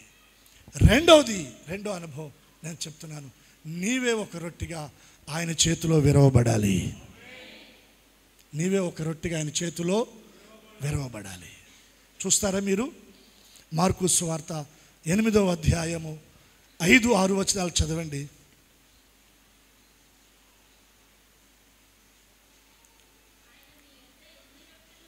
మీ యొద్ద ఎన్ని రొట్టెలు ఉన్నవని వారిని అడిగినప్పుడు వారు 7 అనిరి.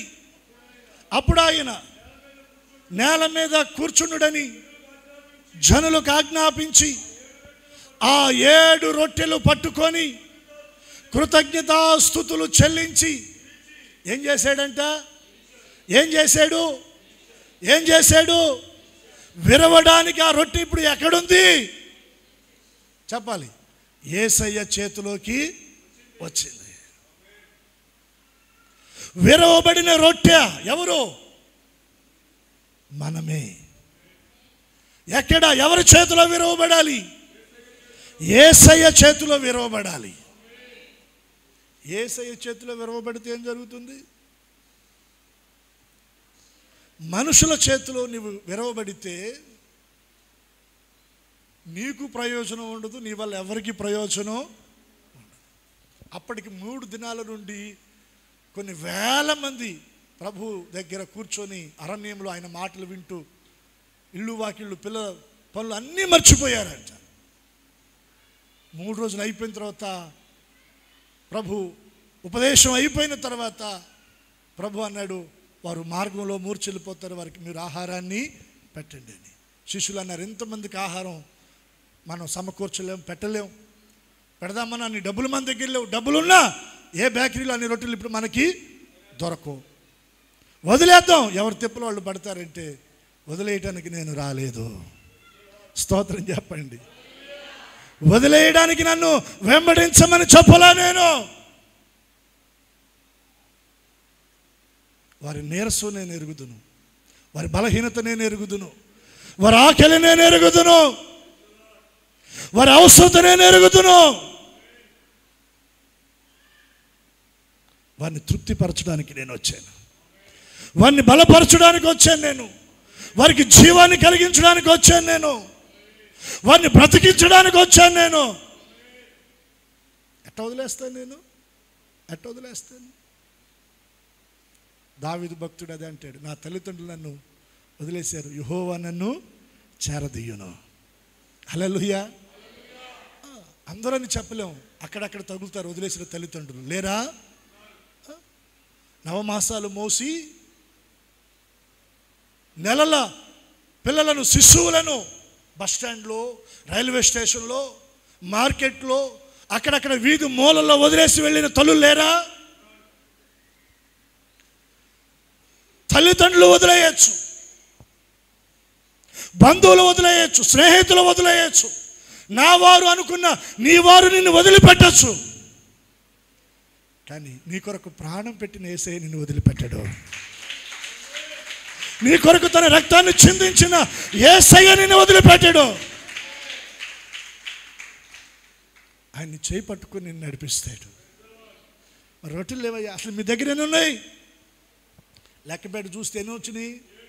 7 రొట్టెలు. ఒక పిల్లవాడి దగ్గర ఉంటే తీసుకొచ్చాయా 7 రొట్టెలు ఉన్నాయి. 7 అనే సంఖ్య సంపూర్ణం. ఏంటి చెప్పండి? సంపూర్ణం. నేనంట నీ జీవితం అరాకొరగా కాకుండా సంపూర్ణంగా నీవు ఆ 7 రొట్టెలు యేసయ్య చేతులకు వెళ్ళినట్టుగా సంపూర్ణంగా నీ జీవితాన్ని యేసయ్య చేతిలో పెడితే ఆయన నిన్ను విరుస్తాడు. హల్లెలూయా. విరవటం అంటే ఏంటో చెప్పమంటారా?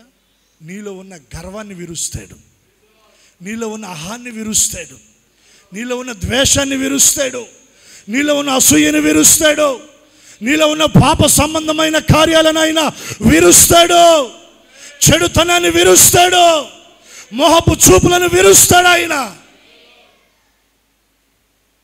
ఆయన చేతిలో నీవు విరవబడితే నీవు ఆహారం అయిపోతావు. హల్లెలూయా. విరిచాడంట. విరిచినాక శిష్యులకు చెప్తున్నాడు, ఇదిగో విరవబడిన ఈ రొట్టెలను ప్రజలకు ఆహారంగా మీరు పెట్టండి అంటే వారు పంతులుగా కూర్చున్నారంట. నాకు అర్థమై సావదు. ఒకసారి చెప్పాడు యేసయ్య, చక్కగా కూర్చున్నారు వాళ్ళు. నేను వారం చెప్తాను, మరి మనోళ్ళకి ఎందుకు అర్థమై సావదు? నాకు అర్థం కాదు. స్తోత్రం చెప్పండి. సందర్భం వచ్చింది కాబట్టి తగిలిచ్చాను. నేను అందుకుని 3 వారాల నుంచి అసలు మీ వ్యవహారం తేలుద్దామని వెనకమాల కూర్చుంటున్నా. నేను కూర్చున్నా ఎందుకంటే బైబిల్ పెట్టుకోవడానికి లాగాల్సిందే. ఆ చెయ్యి ఎందుకు అలవాటు అయిన చెయ్యి ఏదో అంటారు, ఏంది అది? తిరిగే కాలు తిట్టే నోరు ఆగదంట. ఈ లాగే చెయ్యి కూడా మనకి ఇక ఆగదేమో. ప్రభువే మనలో గొప్ప మార్పు తీసుకొచ్చును గాక. పంతులుగా కూర్చోండిరా బాబు అంటే ఒకసారి ప్రభు చెప్తే 50 మందికి ఎట్ట కూర్చున్నారంటే వాళ్ళు చక్కగా కూర్చున్నారంట. ప్రభు అన్నాడు, విరిచిన రొట్టెలను శిష్యుల చేతిలో పెట్టి ప్రజలకు మీరు విరవబడిన రొట్టెలు. ఇప్పుడు ప్రభువును వెంబడిస్తున్న ప్రభు చక్కగా ఆయన మాటలకు చెవిచ్చిన ప్రజల చేతిలోకి వెళ్ళి వాళ్ళు భుజిస్తున్నారు. వాళ్ళ ఆకలి తీర్చబెడతా ఉంది. నేనేమంటానంటే యేసయ్య చేతిలోకి నీవు వస్తే, యేసయ్య చేతిలో నీవు విరవబడితే నీవు అనేకుల ఆకలి తీర్చగలవు, నీవు అనేకుల అవసరాలు తీర్చగలవు, అనేకుల కన్నీటిని తొడవగలవు, అనేకులను ఆదరించగలవు, అనేకులకు ఓదార్పుగా నీవు ఉండగలవు. నా బ్రతుకింతే, నా కుటుంబం ఇంతే కాదు. నీ కథ మొత్తం నా యేసయ్య మార్చేస్తాడు. నీ స్థితి అంతా నా యేసయ్య మారుస్తాడు. నువ్వు రా, ఒక రొట్టెగా ఆయన చేతిలోనికి నీవు రా, వచ్చి విరవబడు. ఆయన చేతిలో విరవబడితే నీవు అనేకుల ఆకలిని తీరుస్తావు. నీకు పని దొరకక వెతుక్కోవటం కాదు, నీవు నలుగురికి పనిస్తావు. నేను నిండు మనసుతో కోరుకుంటున్నాను. ఇప్పుడు కాదండి, నేను ఫస్ట్ కానించి కోరుకుంటున్నాను. మన సహవాసులు ఉన్న మన సంఘ బిడ్డలు ఒకరి దగ్గర పని చేయడం కాదు, వారు నలుగురికి పని చూపెట్టేవారుగా ఉండాలి. అది నా ఆశ, ప్రభు నా హృదయంలో పెట్టిన ఆశ. అంటే ఒకరి దగ్గర పని చేసుకుంటే తప్పని కాదు, పని చేసుకోవచ్చు. కానీ ఇంకొక స్టెప్ మనం కాస్త దీవించబడి ఎదిగి నలుగురికి మనమే పని చూపెట్టాలి. నలుగురు కాకపోయినా ఇద్దరు కాకపోయినా ఒక్కరికైనా పని చూపెట్టాలి. నువ్వు చేసే పనిలో, వ్యాపారంలో, ఉద్యోగంలో ఆ స్థితికి దేవుడు నిన్ను ఎదుగుదలలోనికి తీసుకొని వచ్చునుగాక. హల్లెలూయా, హల్లెలూయా. అనేకుల ఆకలి తీర్చబడింది. వారు తిన్నారంట, తృప్తి పొందారంట. ఇంకా ఏమైనా చెప్పండి? ఎన్ని గంపలు ఎత్తారు? అబ్బాబ్బా, ఓ చోట 7 ఎత్తారు, ఓ చోట 12 ఎత్తారు. 7 సంపూర్ణం. స్తోత్రం చెప్పండి. 12 అపోస్తుల సంఖ్య. నీ కుటుంబంలో ఎవరికి కొరత అనేది, కొదువు అన్నది, సమృద్ధితో దేవుడు నిన్ను దీవించేస్తాడండి. అంటే నీ పిల్లల్లో ఎవ్వరు కూడా విడువబడిన స్థితిలో ఎవరు గంప వాళ్ళకి రెడీగా ఆయన పెట్టాడు. స్తోత్రం చెప్పండి. 4 ఉన్నారా, 3 ఉన్నారా, 2 ఉన్నారా? కొంతమంది మేము ఆడపిల్లల తల్లులు అండి, ఆడపిల్లల తండ్రులు అండి అంటున్నారు. ఆడపిల్లలైనా మగపిల్లలైనా మీ పిల్లల కొరకు దేవుడు గంపలు రెడీగానే పెట్టాడు. స్తోత్రం చెప్పండి. 12 గంపలు. ఇశ్రాయేలు ప్రజలు 12 గోత్రాలకు 12 గంపలు, అపోస్తులు 12 మంది 12 గంపలు. సో మనకి దేవుడు ఎంతమందిని పిల్లలు ఇచ్చాడో అందరికీ సమృద్ధి గల గంపల నిండా రొట్టెలు ఉన్నాయి, సమృద్ధి ఉంది. మన పిల్లలు విడువబడిన స్థితిలో ఉండరు, భిక్షమెత్తే స్థితిలో ఉండరు, అయ్యా అయ్యా అని అరిచే స్థితిలో వారిని దేవుడు ఉంచాడు. వారు దినమెల్లా దయాళురై అప్పిచ్చే స్థితిలోనికి మన పిల్లలను దేవుడు లేవనెత్తి ఆశీర్వదించునుగాక. వారి పాదాలను దేశం యొక్క ఉన్నతమైన స్థలాలలో దేవుడు నిలబెట్టునుగాక. నగరుకై చెక్కబడిన మూల కంబముల వలె మన పిల్లలను దేవుడు ఆశీర్వదించునుగాక. సమాజంలో మన పిల్లల తలను దేవుడు పైకెత్తునుగాక. దేవుడు దీవిస్తాడండి. ఎప్పుడంటే మనం ఎవరి చేతుల్లోకి వెళ్ళాలి? అపవాది చేతుల్లో కాదు మనం ఉండాల్సింది, దేవుని చేతిలో మనం ఉండాలి, యేసయ్య చేతిలో మనం ఉండాలి. ఆయన మనల్ని విరిస్తే మనకు ఆశీర్వాదం అండి. ఆయన మనల్ని విరిస్తే మనకు ఆశీర్వాదం. 2 దొంతులుగా అక్కడ ఆ రొట్టెలు పేర్చబడ్డాయి. ఒక దొంతు యేసు ప్రభువును సూచిస్తే, మరొక దొంతు నిన్ను నన్ను సూచిస్తూ ఉంది.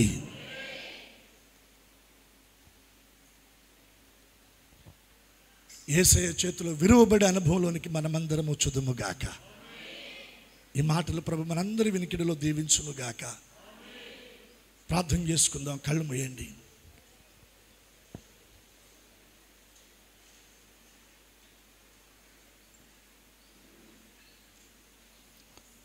చేతులు ఆకాశము తట్టెత్తుదాం. ఒక చిన్న ప్రార్థన. ఎవరికి వారు ప్రత్యక్షపు గుడారం, పరిశుద్ధ స్థలంలో ఉన్న సన్నిధి రొట్టెల బల్ల,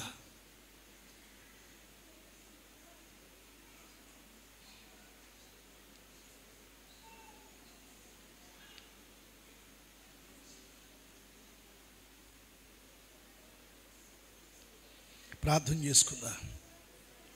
మౌనంగా ఉండొద్దు. నీ స్వరం వినబడాలి. మోకాళ్ళు వేద్దాం. నీ స్వరం ఆకాశమందున్న దేవునికి వినబడాలి. నీ కొరకు ఒక రొట్టెగా, ఆహారంగా యేసు ప్రభు మారిపోయాడు. ఆహారంగా మారిపోయాడు. గోధుమ గింజ ఎలా నెలకు కొట్టబడి, దంచబడి మెత్తగా పిండిగా చేయబడుతుందో, నీ కొరకు ప్రభు అలా చేయబడ్డాడు. నిందలు, అవమానాలు ఆయన సహించాడు, భరించాడు. పిండం మీద కాల్చబడ్డాడు.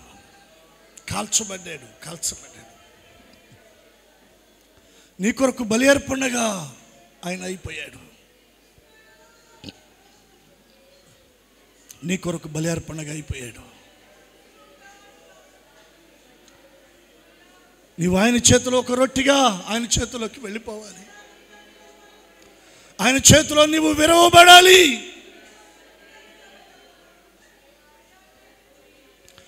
విరవబడాలి, విరవబడాలి.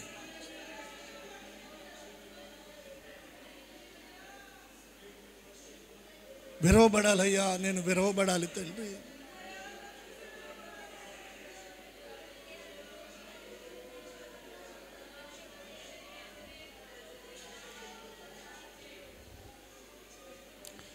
ఇదిగో దేవా నా జీవితం, ఆపాదమస్తకం నీకంకితం. అందరం చెప్దామా? ఇదిగో దేవా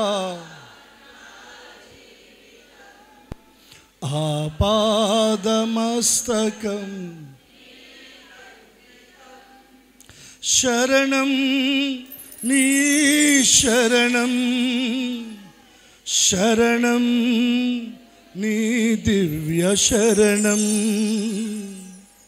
శరణం నీ శరణం, శరణం నీ దివ్య శరణం. ఇదిగో దేవా నా జీవితం, ఆపాదమస్తకం. పలుమార్లు తొలగినాను పరలోక దర్శనము నుండి, పలుమార్లు వై తొలగినాను పరలోక దర్శనము నుండి. విలువైన నీ దివ్య పిలుపుకు నే తగినట్టు జీవించనైతి, అయినా నీ ప్రేమతో నన్ను దరిచేర్చినావు. అందుకే గైకొనుము దేవా ఈ నా శేష జీవితం, అయినా నీ ప్రేమతో నన్ను దరిచేర్చినావు. అందుకే గైకొనుము దేవా ఈ నా శేష జీవితం.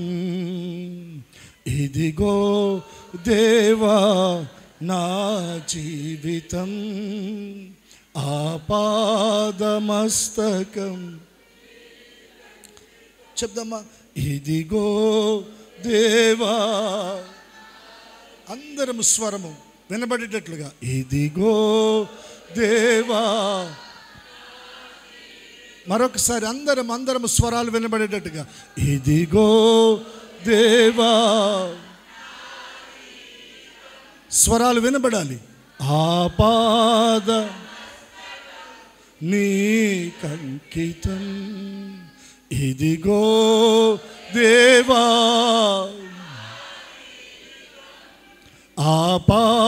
ఆపాదమస్తకం. చేతుల ఆకాశము తట్టెత్తి చెప్దామా? ఇదిగో. బిగ్గరగా చేతుల ఆకాశము తట్టెత్తి,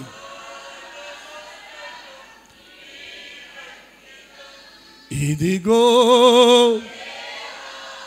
నా జీవితం,